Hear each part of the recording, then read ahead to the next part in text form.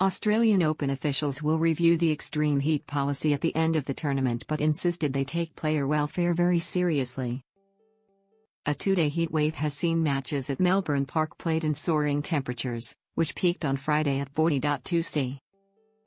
But they were not deemed extreme enough for the tournament to implement its policy, which can see matches on open courts postponed and those on the show courts played with the roof closed. Australian Open officials will review their extreme heat policy at the end of the tournament. Gael Monfils complained that he was dying on court during his match with Novak Djokovic. Ukraine's Elina Svitolina cools off on the bench as the heat dominates her third-round match.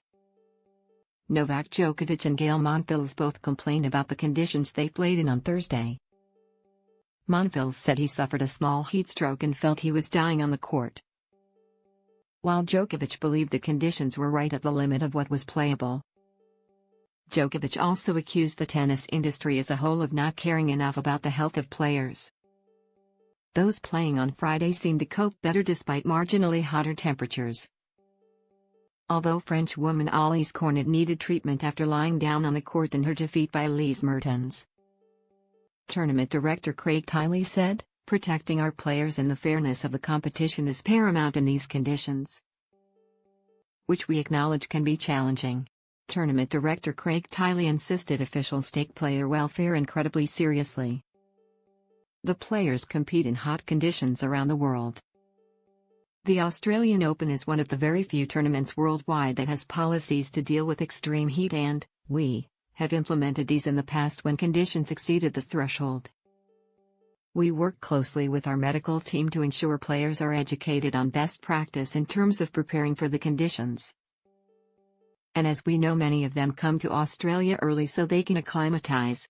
I've said before that many of the players train hard for these conditions and expect to be able to play.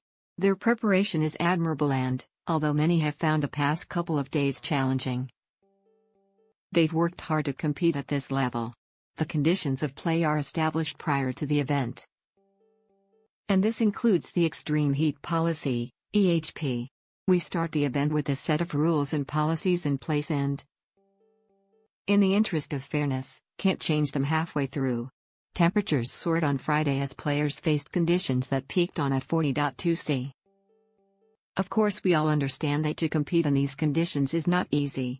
It's also challenging for our team, particularly those working out on court, including the bulkheads and officials. We do everything we can to help ease everyone's discomfort in these conditions. At the end of every Australian Open, we always review our policies and procedures and consult with all stakeholders. The EHP is no exception, and we will again consult with the playing group on it.